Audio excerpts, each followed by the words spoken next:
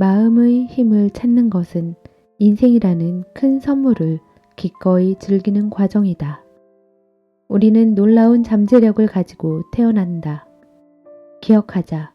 매 순간 우리가 해야 할 일은 셀 수 없이 많은 능력들을 하나하나 꺼내어 기쁘게 사용하는 것 뿐이다. 안녕하세요. 책과 함께하는 이야기 산책입니다. 우리가 살아가면서 소중한 것, 꼭 이루고 싶은 것 등 바람, 소망하는 것들이 있죠. 그래서일까요? 바라는 마음이 간절해지다 보면 그 감정은 어느새 얻지 못할까봐, 갖지 못할까봐 점점 불안감으로 바뀌는 일이 많아지는 것 같습니다. 그런데 생각해보면 바람이나 소망 등 우리가 원하는 것은 결국 더 나은 삶, 더 나은 결과를 얻기 위함인데 그것이 바로 행복이라고 생각하기 때문이 아닐까요? 불안감 없이 하루하루가 잘 이루어지고 있구나 라는 만족감이 곧 행복이지 않을까요? 하루하루 매일 행복을 느끼며 산다면 정말 성공한 인생이지 않을까 생각해 봅니다. 오늘 함께할 도서는 하루에 한 걸음씩 행복해지기입니다. 한 걸음에도 만족하고 그러면 불안감이 사라지면서 행복이 무엇인지 느낄 수 있지 않을까요? 오늘 함께할 저서의 일부를 낭독해 드리니 좋은 책 선택에 도움이 되시길 바랍니다. 그럼 이제 이야기 산책을 떠나볼까요?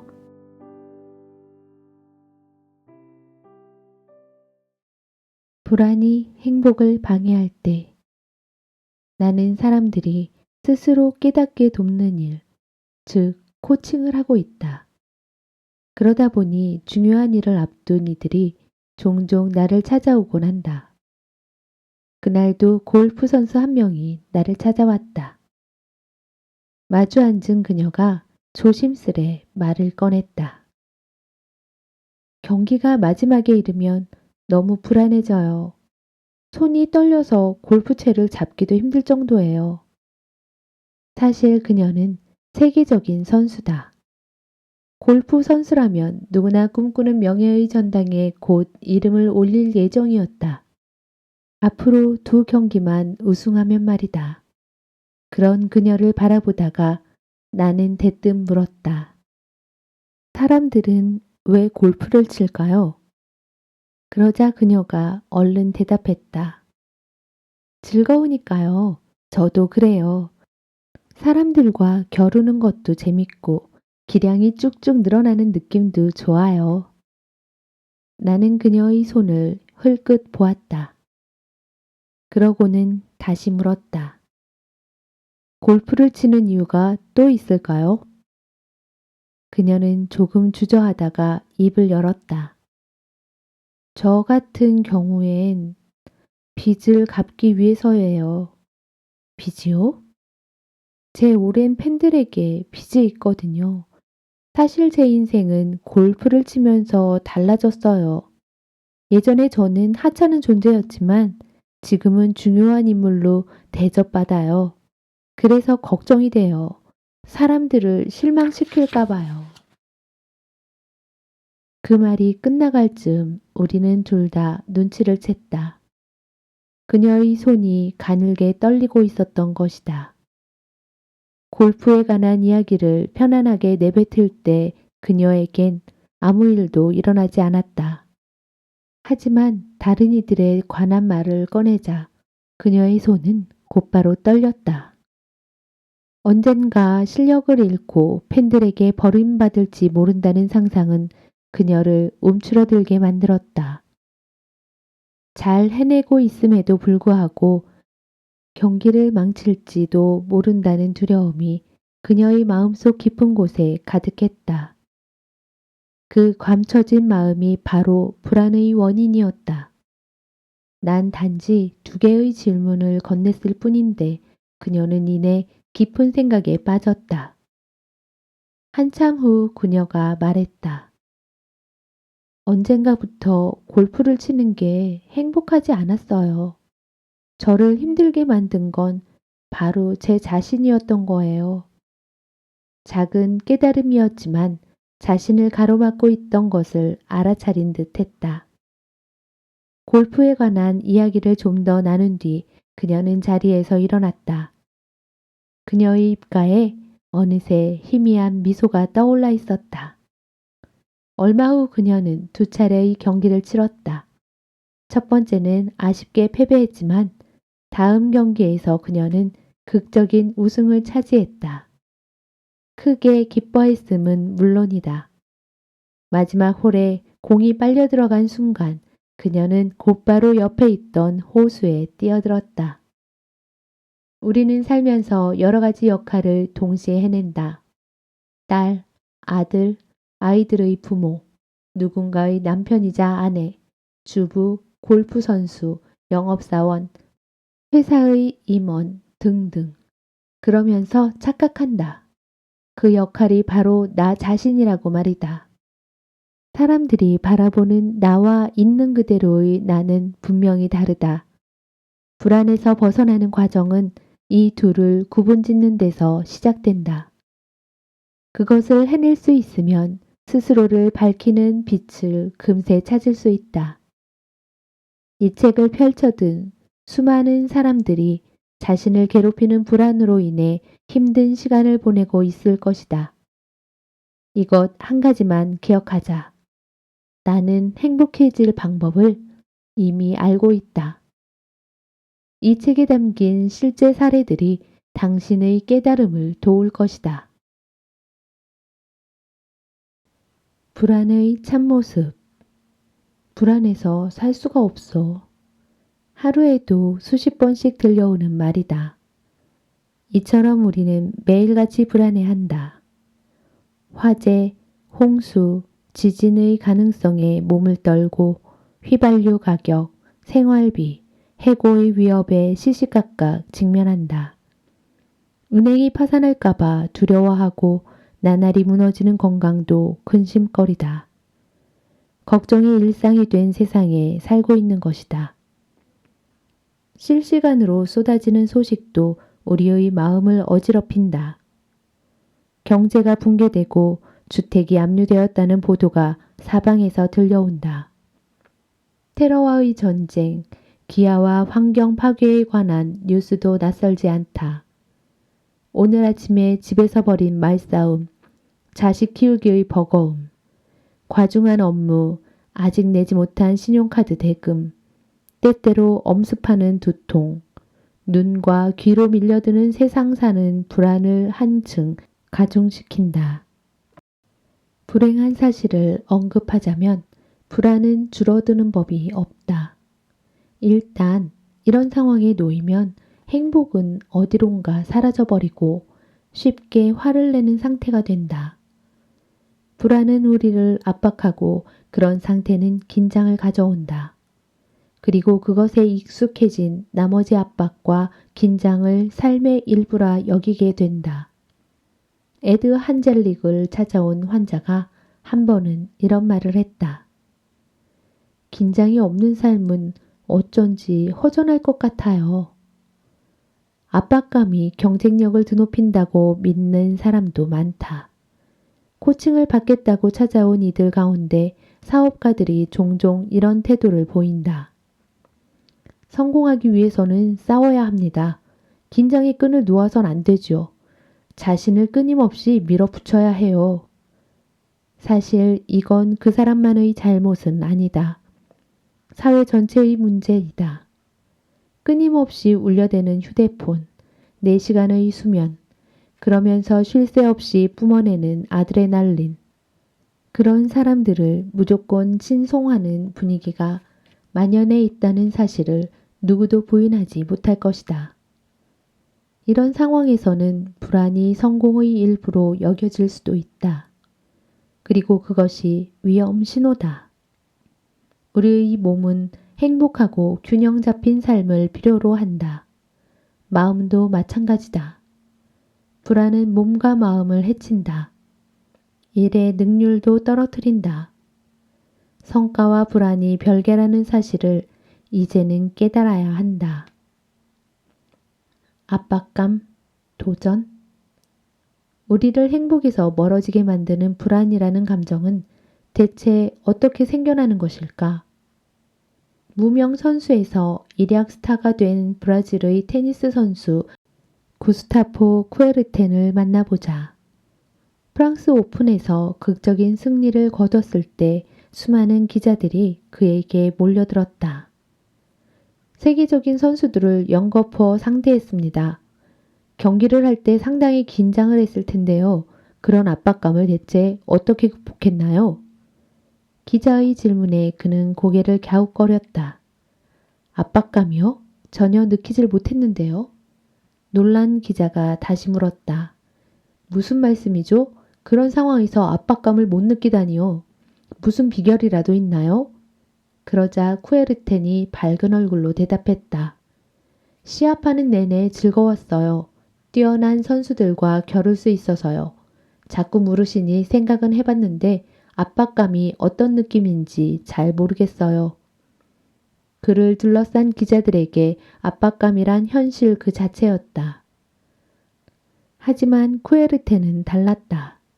그에겐 세계 최고의 선수들과 당당하게 겨룰 기회가 현실이었다. 그는 행복했고 마음껏 코트를 뛰어다녔다. 그런 마음에 불안이 끼어들 여지는 없었다. 하지만 현실을 깨달았을 때 그도 다른 사람들처럼 멈칫했다. 우승 소식이 브라질 전체를 뒤흔들었고 그의 인기는 하늘 높이 치솟았다. 승리에 대한 부담감이 그를 짓누르기 시작했다. 그 후 2년 동안 그는 좀처럼 이기지 못했다. 경기에 나서는 것을 두려워했고 표정은 점점 어두워졌다. 거듭된 패배로 스스로에 대한 기대치가 낮아졌을 때 그는 비로소 마음에서 부담을 덜어낼 수 있었다. 그리고 이듬해 마침내 프랑스 오픈에서 다시 우승했다. 안타까운 사실이지만 현대를 사는 우리는 압박감과 더불어 성장해 왔다. 어른들은 아이에게 종종 이렇게 말한다. 좀 더 똑똑해야 해. 어서 빨리 뛰어보렴. 그렇게 뒤처져 있으면 안 돼. 더 많은 기대가 더 좋은 결과를 낳는다고 다들 착각한다. 성공하기 위해서는 압박감이 필수라는 근거 없는 믿음에 우리는 떠밀려 간다. 하지만 압박은 어떤 경우에도 도움이 되지 못한다. 스스로 밀어붙이기를 멈출 때 우리는 행복해지고 비로소 실력을 발휘할 수 있다. 코칭을 위해 회사를 방문하면 임원들이 걱정스레 말을 꺼낸다. 직원들을 다그쳐야 회사가 제대로 굴러갑니다. 다른 자리에서 직원들은 말한다.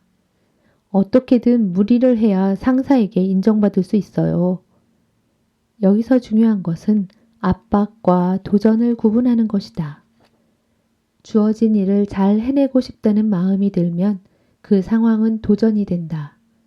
도전을 할 땐 불안하지 않고 즐거운 기분이 들며 성공적으로 일을 마무리할 확률이 높다. 그런데 부담을 느끼는 순간 그 일은 압박이 된다. 실패할지도 모른다는 불안함이 스스로를 짓누르는 것이다. 우리가 하는 일이 압박이 아닌 도전이 되어야 하는 이유는 뚜렷하다. 도전을 할 때 우리는 집중할 수 있고 포기하지 않으며 행복을 만끽할 수 있다. 물론 압박을 느낄 때도 열심히 할 수는 있다. 하지만 금세 지치고 제대로 능력을 발휘하기가 힘들다. 불안이 몸과 마음을 뒤흔들기 때문이다. 한 번은 이스트 코스트라는 회사에서 나를 초청한 적이 있다. 영업부 직원들과 함께한 자리에서 나는 말했다. 어떻게든 팔겠다는 생각으로 고객을 대하면 쉽게 지칩니다. 이 일을 하며 무엇을 배울까 생각하면 좀 더 즐겁게 일할 수 있습니다. 배움, 성과, 즐거움 이 세 가지가 균형을 이룰 때 일은 압박이 아니라 도전이 됩니다. 내 조언을 진지하게 받아들인 건 뜻밖에도 실적이 가장 낮은 팀이었다. 그 팀의 팀장이 팀원들에게 건넨 말은 이랬다. 일단 고객이 하는 말을 귀담아 들어봅시다. 우리 상품이나 경쟁사의 제품을 어떻게 생각하는지 고객에게 제대로 배워보겠다는 마음으로 즐겁게 현장에 나가봅시다. 이 말을 요약해보면 이렇다. 호기심을 갖고 즐겁게 도전해봅시다. 한 달 후 나는 그 팀이 꼴찌에서 1등으로 올라섰다는 반가운 소식을 들었다. 나를 불안하게 만드는 것. 세미나를 진행할 때 우리는 판단하는 나를 불안 유발자라고 부른다. 우리 마음에 이 불평 가득한 목소리는 좀처럼 멈출 줄을 모른다. 그리고 어떤 상황에서든 우리 마음을 뒤흔든다. 이 불안 유발자가 대대적인 활약을 벌이는 곳 중 하나가 바로 골프장이다.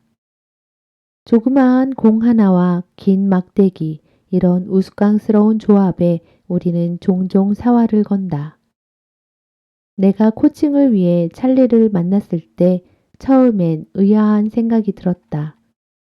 드넓게 펼쳐진 잔디밭 위에 평온하게 서 있는 그를 보았을 때 어떤 문제점도 발견할 수 없었기 때문이다. 공을 치기 위해 팔을 휘두를 때조차 그는 여유를 잃지 않았다. 일반 골퍼가 갖기 힘든 자세였다. 그런데 찰리의 골프채가 공과 만나는 순간 낯선 모습이 눈에 들어왔다. 그가 잔뜩 찡그린 채 공을 때리고 있었던 것이다. 공이 날아가자 그는 다시 편안한 찰리로 돌아왔다. 잠시 동안 마치 다른 사람을 만난 느낌이었다. 내가 물었다. 공을 칠 때 어떤 표정을 짓는지 혹시 알고 있나요? 한 차례 더 팔을 휘둘러 본 뒤 그는 자신의 표정 변화를 알아차렸다.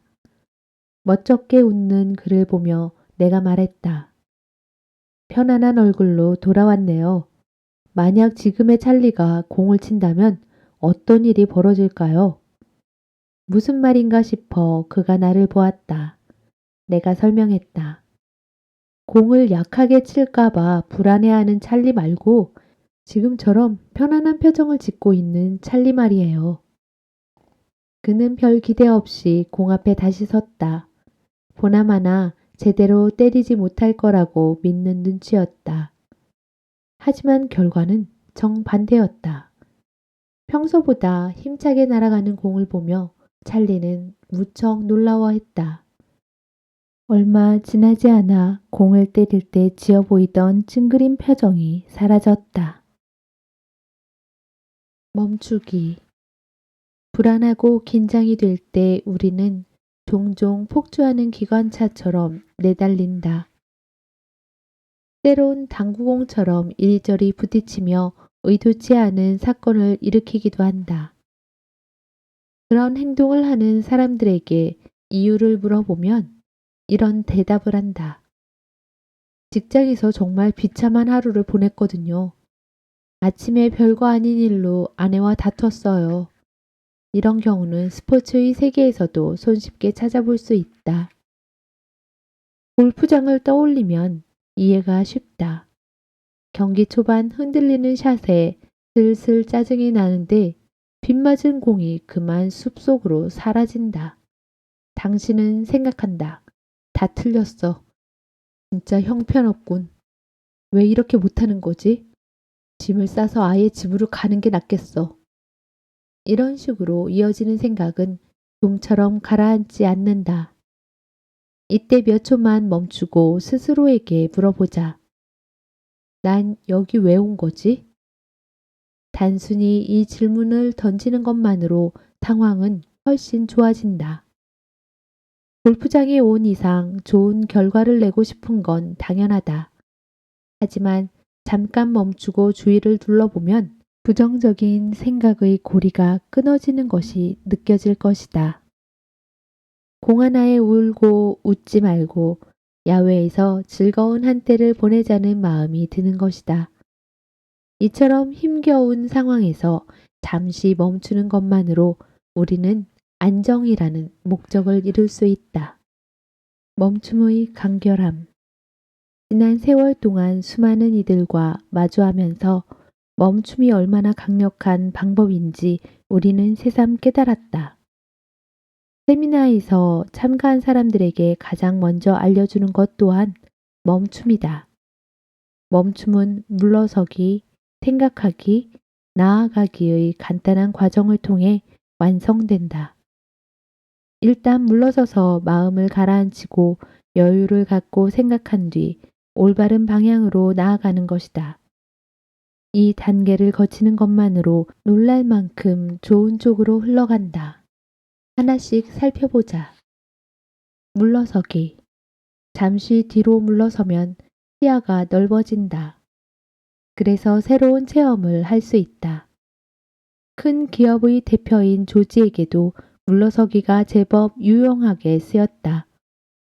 세미나에 처음 참석했을 때만 해도 그는 물러서기에 거부감을 보였다. 물러서기는 할 일을 미루는 것이라고 생각했던 것이다. 나는 그에게 힘겨운 상황과 잠시 떨어져 있는 것만으로 큰 도움이 된다고 설명했고 그는 마지못해 고개를 끄덕였다. 일주일 뒤 세미나에 다시 온 조지의 표정이 한층 밝아져 있었다. 이유를 물었더니 그가 설명해 주었다. 며칠 전 그는 한 임원이 통화를 하기 위해 대기하고 있다는 사실을 비서에게 들었다. 사실 그 임원은 문제가 터질 때마다 조지에게 전화를 하곤 했다. 비서의 말을 듣자마자 조지는 가슴이 두근거렸다.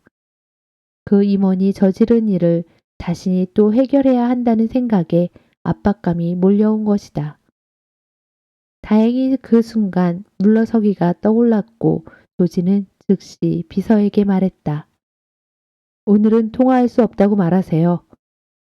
약간의 죄책감이 들긴 했지만 이 상태로 통화를 해보았자 좋은 해결책이 나올 리 없다는 생각이 들었다. 그리고 며칠 뒤 그 임원이 다시 전화를 걸어왔다. 신기하게도 이번엔 가슴이 두근거리지 않았다. 통화를 하면서 조지는 그 임원이 스스로의 힘으로 문제를 해결했다는 소식을 들을 수 있었다. 물러서기를 할 때 따로 정해진 시간은 없다. 하루 이상 물러설 수도 있고 대화를 하기 전 단 몇 초도 좋다. 이 과정을 통해 우리는 상황을 바꿀 여유가 생긴다. 생각하기. 물러서기를 성공적으로 수행했다면 이젠 잠시 생각을 해볼 차례다. 이때 차분해지는 공간을 골라도 좋고 잠시 생각을 정리할 시간을 가져도 좋다. 이 생각하기를 통해 제니퍼는 고질적인 상황에서 벗어날 수 있었다. 세미나에 참석해 이야기를 나누는 자리에서 제니퍼는 힘없이 자신의 이야기를 털어놓았다. 헤어진 전 남편과 1년에 한 번씩 세금 문제로 긴 통화를 하는데 매번 말문이 막혀 불리한 상태로 전화를 끊는다는 것이었다. 그녀는 이 문제로 고민이 많아 보였다.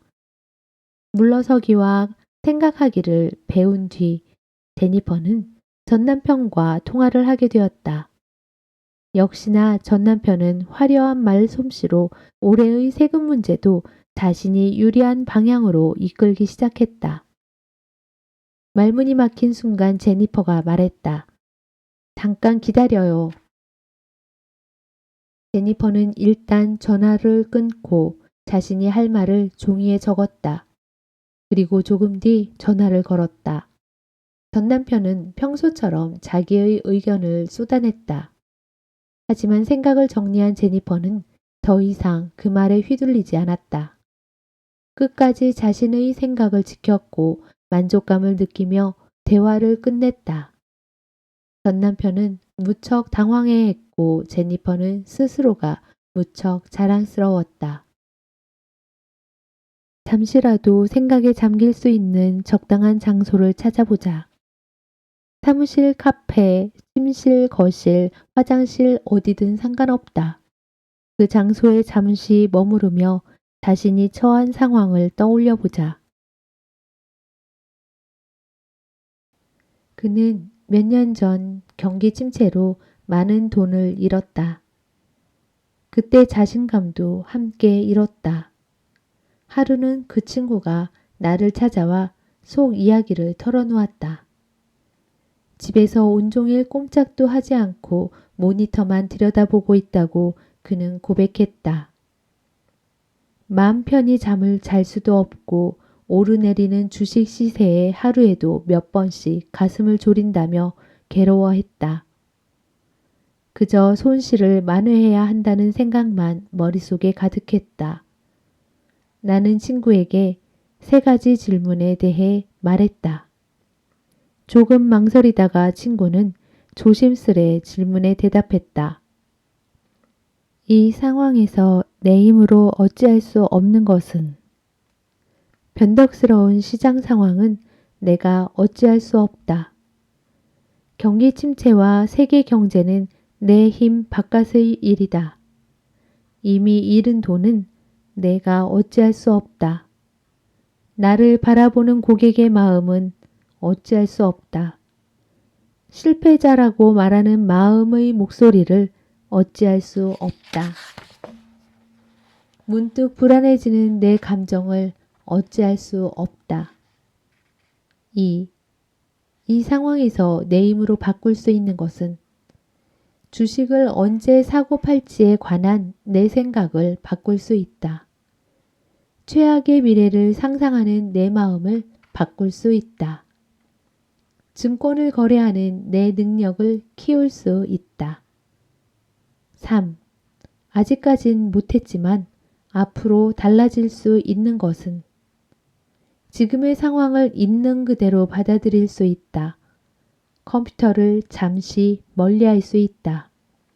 주말에 휴식을 취한 뒤 산뜻하게 일터로 돌아올 수 있다. 주식 시장과 내 자신을 분리할 수 있다. 부정적인 생각을 줄일 수 있다. 불안정한 시장 상황을 고려할 수 있다.